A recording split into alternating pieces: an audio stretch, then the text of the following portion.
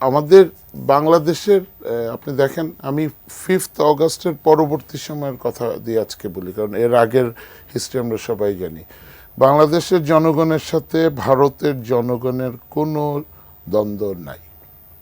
দ্বন্দ্ব আছে south block, দ্বন্দ্ব আছে বিজেপি, দ্বন্দ্ব আছে উগ্রবাদী হিন্দু যারা নাকি, দ্বন্দ্ব আছে সার্কাস টিভি, রিপাবলিক বাংলা নাকি, দ্বন্দ্ব আছে শুভেন্দু, দ্বন্দ্ব আছে ওদের কার্টুনিস্ট টিভি মিডিয়া যারা নাকি হাইপ ক্রিয়েট করে বর্ডারে অশান্তি তৈরি করে মানুষজনকে মোবিলাইজ করে বাংলাদেশের সীমান্তে ঢুকে যায়, এবং সীমান্তে ঢুকে যাওয়ার পরে তখন বাংলাদেশের বর্ডার গার্ড এক্সট্রা প্রিকশন নিয়ে দি হেল্প অফ বিএসএফ ওদেরকে পিছনে ফেলে দেয়। এটা একটা কনসার্ন।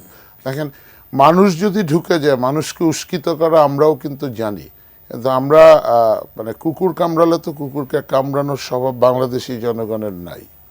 তো আমরা ওই জেস্টারটা ওদের দেখাচ্ছি বলে ওদের মনে করা উচিত না ভারতের সরকারের যে আমরা নপুংসক। কারণ আমরা ফেলানি হত্যার আগে আমরা কিন্তু রৌমারি পাদুয়া ঘটিয়েছি। রৌমারি পাদুয়ার ঘটনা আপনাদের জানা উচিত, যে 8 জন বিডিআর কীভাবে 802 জন বিডিআরকে মানে তামাদামা করে দেয়। তো ওইটা আমরা করতে চাই না, কিন্তু আমরা জানি আমাদের সাথে যদি আসে, আমাদের সীমান্তের বিডিআর বা বিজিবি বলেন, we are capable, number 1। Number 2, দেখেন ভারতের সাথে আমাদের একটা সম্পর্কের অবনতি, সবচেয়ে খারাপ অবস্থায় আছে এখন বাংলাদেশ।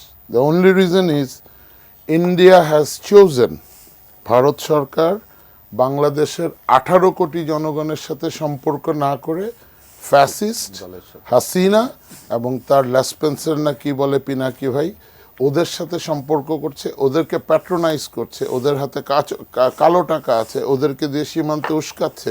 এমনও শোনা যায় বাংলাদেশের কনসুলেটে যে আঘাত হয়েছিল আখাউড়ায়, ওখানে কুমিল্লার বাহার এমপি আর তার একজন কন্যা আছেন, কি জানি খুব হিট করা, নাম বলতে চায় না, তারা ওখানে উস্কিত করে কপালে এরকম তিলক লাগিয়ে মুসলমানরা ওখানে ভারত সেজে বিজেপি সেজে এটা করেছে।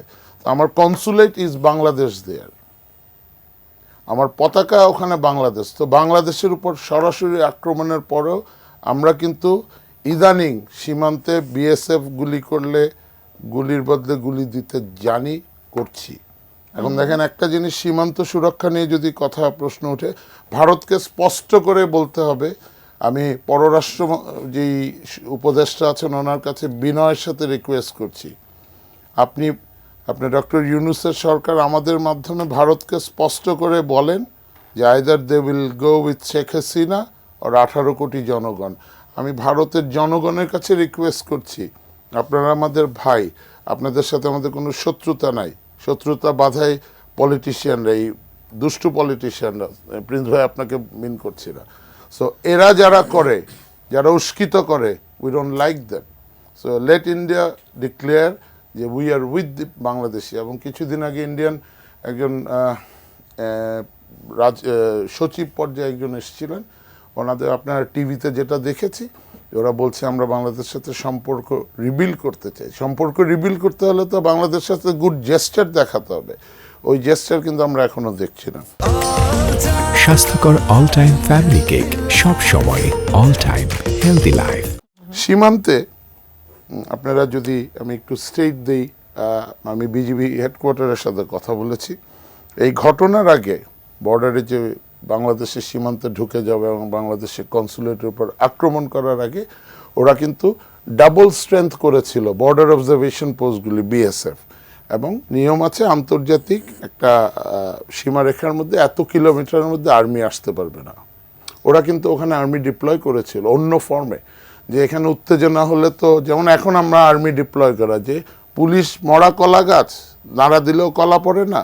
তো বাংলাদেশ আর্মিকে আপনাকে পুলিশের কাজ করাচ্ছেন আপনারা, বাংলাদেশ আর্মিকে ট্রাফিকিং করাচ্ছেন আপনারা মানে আমরা।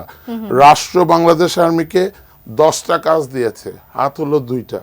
কিছু করলেও বিপদ, না করলেও বিপদ। কিছু করলে বলে ক্ষমতা নিয়ে নিচ্ছে, হোয়াট ইজ দিস? কিছু না করলে বলে এই সেনাবাহিনী আনসার হয়ে গেছে। This is very bad.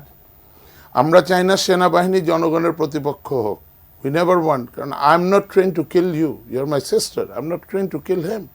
But I'm definitely trained to kill my enemy. সেটা বিএসএফ হোক আর মায়ানমার হোক। আমরা আমাদের সৈনিকদেরকে মোটিভেট করে, আপনার টিভিতে বলেছিল, আজকে বলতে আবার বাধ্য হচ্ছি প্রিন্স ভাইয়ের জন্য, যে এখানে যদি গুলি হয়, সামনে যদি 300 গজ সামনে গুলি হয়, প্রিন্স ভাই সবাইকে নিয়ে যদি বলি চলেন গুলি করি, যান, কেউ যাবেন না। আমার সৈনিক যাবে, because they are trained, because they are motivated. তোমরা সার্বভৌমত্ব রক্ষা করো, তোমরা তোমাদের শেষ গুলি পর্যন্ত তোমার স্ত্রী, তোমার কন্যা, তোমার মা ধর্ষিত হবে না, পিরিয়ড। সো ওই মোটিভেশনের কারণে কিন্তু ওরা জানে, এবং ওরা জানে রাষ্ট্র সেনাবাহিনীর মারা গেলে দায়িত্ব নেবে। তো রাষ্ট্র তো দায়িত্ব নিচ্ছে না ভাই, প্রিন্স ভাই। আপনারা আমাদেরকে আর কিসে লাগাবেন, কতদিন মাঠে রাখবেন? আমার সোলজারদের দিকে আপনারা দেখছেন, একবারও চিন্তা করছেন ওরা বাড়ি যায় কিনা? ওরা মানুষ না? তো ওদেরকে কি এই পচা সমাজে রাখলে তো করাপ্টেড হয়ে যাবে। এটার দায় কার? এটা দায় রাষ্ট্রের। 1/11 এটা না।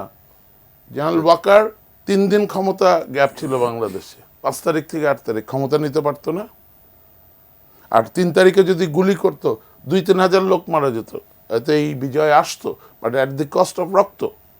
উনি তো করে নেই।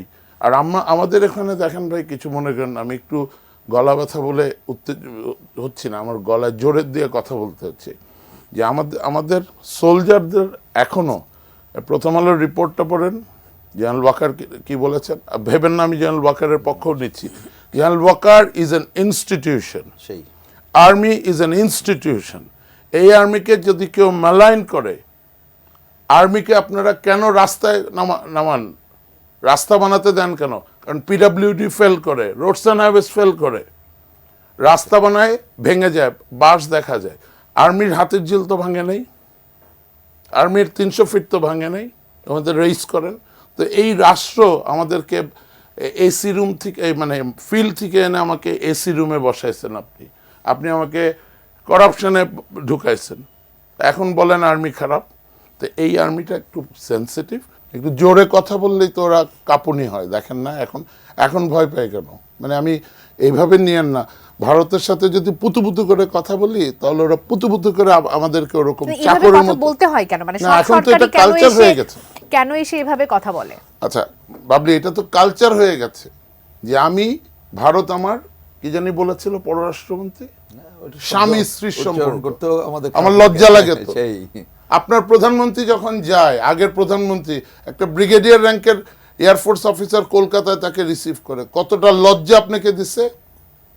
And you don't have a shame. আপনি ভারতের কাছে, মানে আমার বলতেও তো খারাপ লাগে, মানে এটা তো একটা হাইট অফ, মানে একটা ন্যাশনাল রেসপেক্টের জায়গা আছে। তো এখন দেখেন, যাই হোক, যেটা আগে হয়েছে, বিকজ আমরা পুতুপুতু করতে অভ্যস্ত, এখনও সবাই পুতুপুতু করছে। এখনও ফরেন মিনিস্ট্রি কোনো কিছু আসলে ভারতকে, অ্যাম্বাসাডারকে সে একটা ধমক দেয় না, কেন আমার কনসুলেটে আঘাত হয়েছে, এক্সপ্লেইন। এটা বললে কি ভারত অ্যাটাক করবে? সেটির উপযুক্ত ব্যবস্থা কি নেওয়া হয়েছে আপনার কাছে? আপনার তো মিডিয়া থেকে, আমি তো আপনার কাছ থেকে শুনতে চাই, আপনার কাছে কি মনে হয় উপযুক্ত ব্যবস্থা নেওয়া হয়েছে? আপা বলেন তো।